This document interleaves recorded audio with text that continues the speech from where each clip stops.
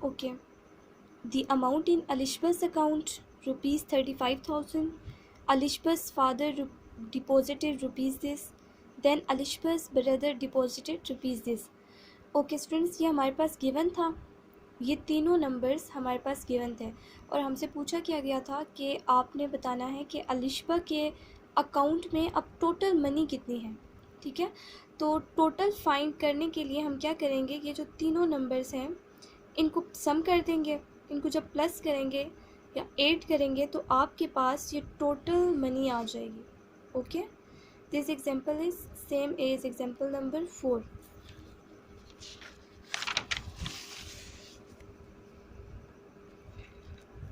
Next is example number 6।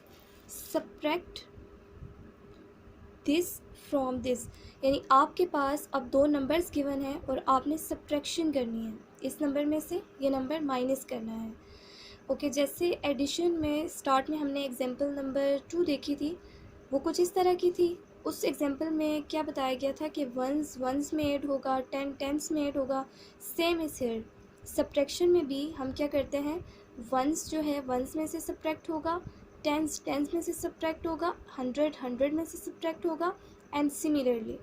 Okay, and the next method is direct method, यानी carry देना। ठीक है, carry दे के किस तरह से सब्ट्रैक्शन होती है। देखिए, जैसे कि एग्जांपल नंबर 7 है आपके पास। The total income of a company was ₹82,985,600 for the year 2010. The net profit was ₹5,699,214. Find the expenditures of the company. Okay, statement वाला क्वेश्चन है। आपके पास गिवन क्या क्या है, एक कंपनी है, उसका जो टोटल इनकम है वो गिवन है। ठीक है, और 2010 की बात हो रही है। 2010 में एक कंपनी का जो टोटल इनकम है वो है ये, और उस कंपनी को जो इस इनकम पर प्रॉफिट मिला वो इतना है। ठीक है, टोटल अमाउंट इतनी हो गई और जो इस अमाउंट पर प्रॉफिट मिला वो ये है। ये दोनों चीज़ें आपके पास गिवन है।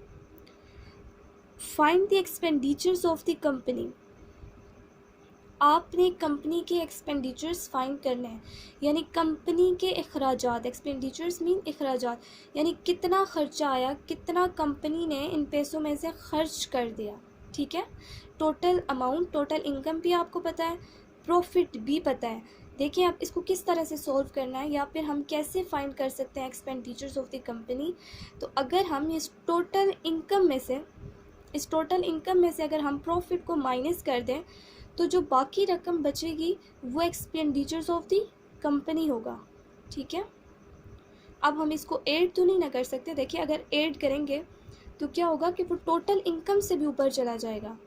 ठीक है, ओके, सबसे पहले क्या करेंगे, सॉल्यूशन में जो गिवन है वो लिख देते हैं। The total income of the company for the year 2010। आप इस पूरी लाइन की जगह सिर्फ द टोटल इनकम भी लिख सकते हैं। ठीक है, टोटल इनकम आपके पास ये है। Net profit of the company, जो कंपनी को इस इनकम पर प्रॉफिट मिला वो ये था। अब आपने क्या करना है, आपने इस टोटल अमाउंट में से ये जो प्रॉफिट है इसको माइनस कर देना है। ठीक है, देखिए 0 - 4, क्या 0 में से 4 माइनस किया जा सकता है? नो। आपने फिर क्या करना है, आपने कैरी लेना है। अगर आप देखें तो आगे भी एक 0 है, तो 0 से कैरी नहीं ले सकते। 6 से आपने एक कैरी लिया, यहाँ पर आ गया 10। ठीक है, 10 में से एक कैरी यहाँ पर आ गया। अब जो फर्स्ट वाला 0 था वो बन गया 10, और पीछे कितना बच गया, 9। ठीक है, 6 से हम पहले एक कैरी ले चुके हैं, तो यहाँ पर क्या बच गया, 5। अब ये जो ऊपर आया ना, ये 10 में से आपने 4 को माइनस करना है। ठीक है, या तो आप फिंगर्स पे करेंगे या फिर आप लाइंस लगा के कर लें। 10 में से जब आप 4 को माइनस कर देते हैं तो आपके पास क्या बचेगा, 6। यहाँ पर अब हमारे पास 9 था, तो 9 में से आपने 1 को माइनस करना है। जब आप 9 में से 1 को माइनस करते हैं तो आपके पास क्या आता है, 8। 5 में से 2 को माइनस करना है। ठीक है, जो बच जाता है, अब 6 यूज़ नहीं होगा, ओके, 6 अब यूज़ नहीं होगा क्योंकि हम 6 से कैरी ले चुके थे और हमारे पास बचा क्या था 5।